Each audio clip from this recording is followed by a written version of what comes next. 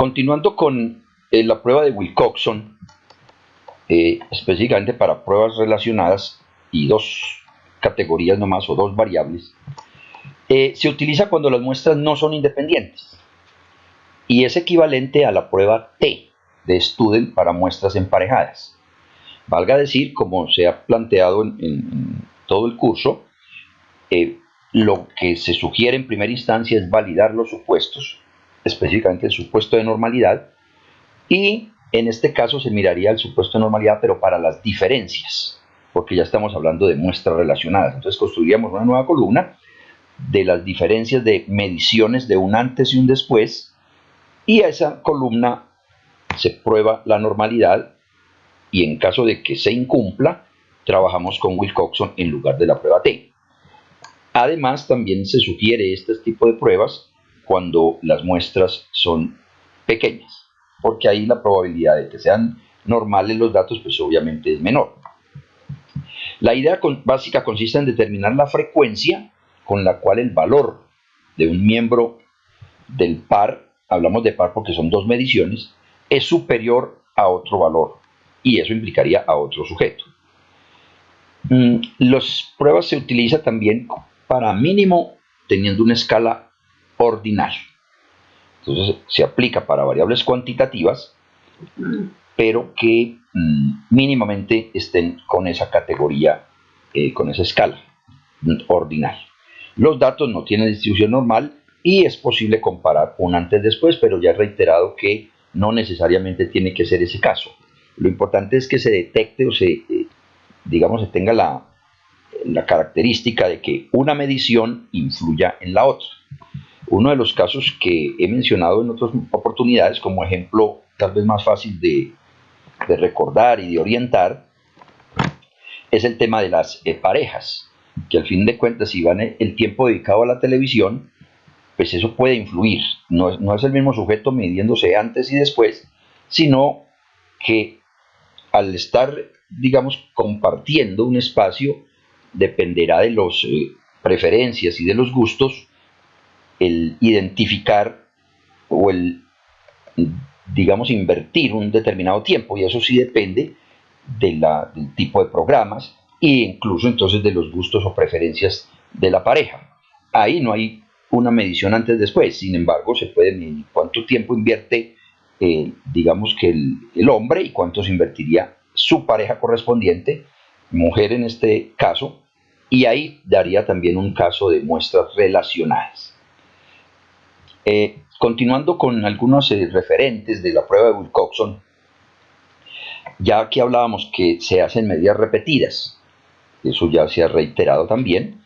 El otro párrafo que tenemos en la presentación nos dice que es más potente que la prueba de los signos.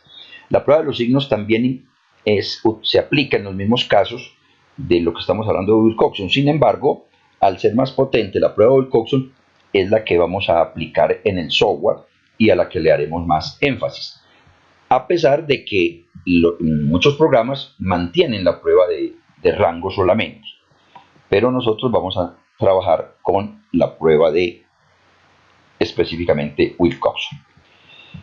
Vamos a mirar ahora un ejemplo, lo que yo llamo manual, pero de alguna manera es solo mostrar, en qué consiste la aplicación o la formulación de esta prueba, sin hacer énfasis en ello, porque definitivamente nuestro enfoque y nuestro énfasis es en aplicar el programa, el software, y entender las salidas y poder llegar a las conclusiones adecuadas. No obstante, el ejemplo manual nos puede dar una panorámica de las pruebas de hipótesis que vamos a validar y además, de alguna manera, pues nos da idea de qué es el procesamiento interno o los algoritmos que usa el programa específicamente. Entonces, en el ejemplo manual, que llamo así, estamos primeramente mostrando la hipótesis. Tal cual como el esquema en general de todas las pruebas, aquí estamos hablando de una hipótesis nula, donde hablamos de que la mediana de las diferencias, observen el énfasis que hago ya es en las diferencias, porque la manera de calcular la prueba o llegar al estadístico W es trabajando con las restas. Una primera medición y una segunda medición. El peso de una persona, pongámosle 50, hubo una intervención, bien sea para aumentar de peso o bien sea trabajos de gimnasio, y luego se midió 45. Esa resta es lo que, o esa nueva columna, nueva variable, es la que vamos a hacer el ensayo o a mirar si es diferente o no con las pruebas, con el estadístico que estamos probando. Por lo tanto, la hipótesis nula es la mediana de las diferencias en las mediciones de dos muestras aleatorias e independientes son iguales. Bueno, aquí los independientes ya sabemos que son relacionadas, ¿no? Relacionadas. Esto lo tomé de otra, de la de Mann-Whitney, que sí son independientes. Hipótesis alterna. Pues la mediana de las diferencias en las mediciones de dos muestras aleatorias no son iguales. Esa es las hipótesis a probar. Ahora, ¿cómo sería la solución? Primero se definen las hipótesis. Como estamos hablando de Wilcoxon, una de las nomenclatura usual es trabajar con el W, es la inicial de la persona, el estadístico que trabajó todo esto de teoría. Entonces tenemos que si los W, o sea, esto se trabaja con rangos y ya lo vamos a observar, el W positivo, o sea, las diferencias positivas, son iguales a las diferencias negativas, uno podría pensar que las medianas son iguales y que no hay diferencias entre esas dos, entre las mediciones de un antes y un después, contra la alternativa que es diferente. Específicamente tenemos el ejemplo, la mediana de las diferencias del puntaje entre 23 participantes en un programa antes y después son iguales. Y la alternativa es la mediana de las diferencias del puntaje entre los 23 participantes en el programa antes y después no son iguales. Ahí estamos volviendo a hacer énfasis en que es el tema de diferencias, en este caso de puntajes, y que vamos a validar es el tema de las medianas. Ahora, ¿qué tenemos presentados como solución en este esquema o en esta pantalla? Los puntajes que observan acá, alcanzamos a ver 22 adultos, pero vimos en la pantalla anterior que eran 23 las personas que se analizaron. Y se tomaron unas mediciones, un puntaje. Aquí el primer adulto tuvo un puntaje de 9, otro puntaje de 1, el tercer adulto otro puntaje de 1, otro 4, etc. Esos puntajes surgen de mediciones o de text dependiendo del área en el cual estemos. Por eso hay text y ya se ha analizado y se han estudiado que cada uno de ellos se miden de diferente forma. Luego de un proceso se hizo otra medición y el mismo personaje, digámoslo así, después obtuvo un puntaje de 1, otros de 0, etc. Ahí está el puntaje antes, un puntaje después. Si nos queda más fácil mirar en un ejemplo con las mediciones de kilogramos, luego de hacer alguna dieta, pues tendríamos dieta alimentaria, entonces tendríamos los pesos de las personas antes y pesos de las personas después.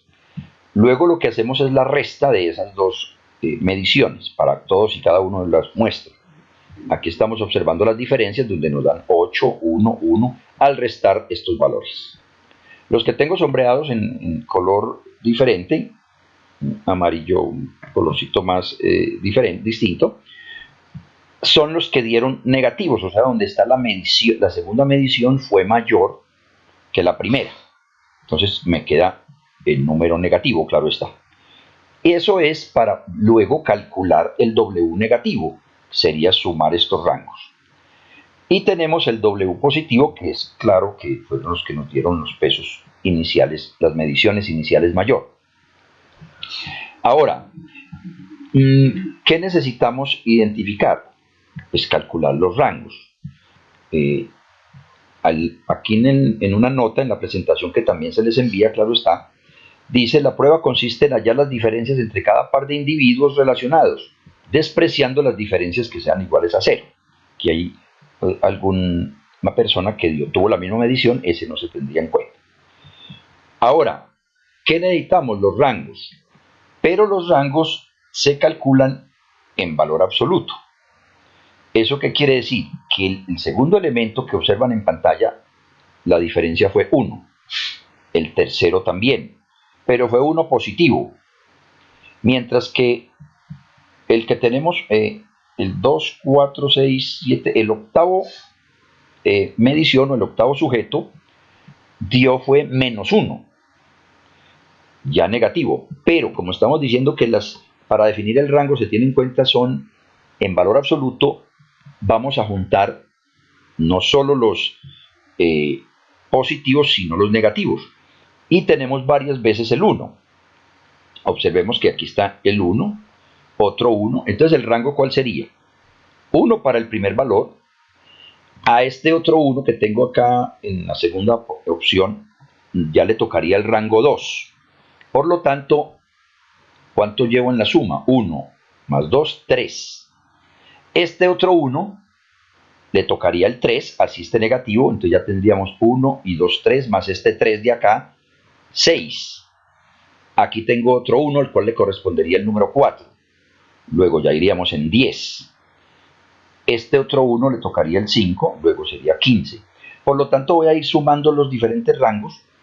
Y si sumamos todos los unos que tenemos acá, eso nos da 45. Por favor, verifican ustedes.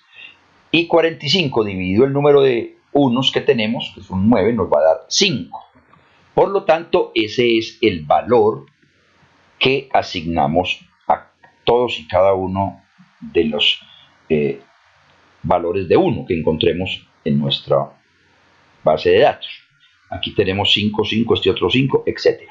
¿Por qué le asignamos 5? Porque todos ellos tienen el mismo número, el 1, y calculamos el rango promedio que nos da de esa forma. Esto, insisto, no es que nos toque manual en la generalidad, sino que es mostrando cómo se realiza este tipo de pruebas y qué es lo que hace el software en su interior. Entonces, acá están las partes del 1. Insisto, así seguiría. Si ya llegué hasta el 10 y era el 1, ya con el otro número que siga sería un 11, o el que consideremos, o el que vaya en orden, obviamente. Y de esa manera construyo la columna de rangos.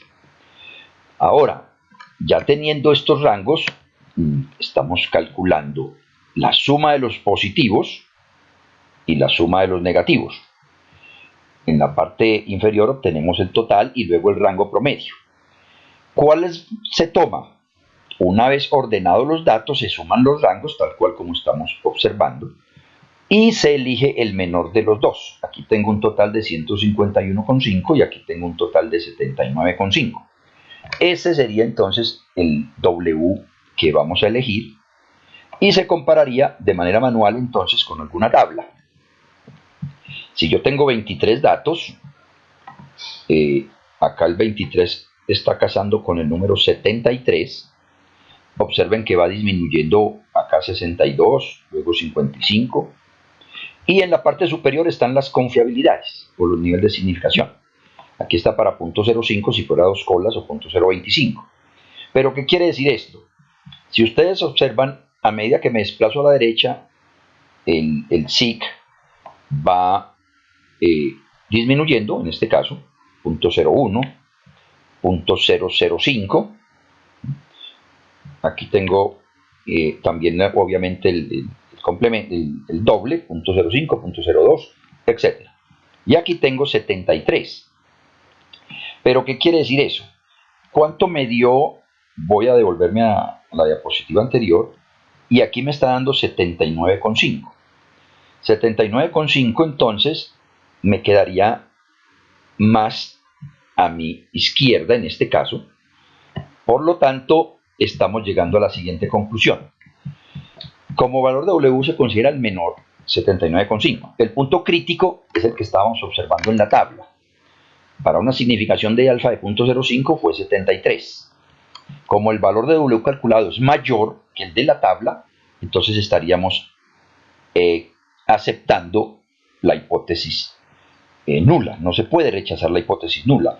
Vuelvo a reiterar la tabla. En 73 me está dando .05.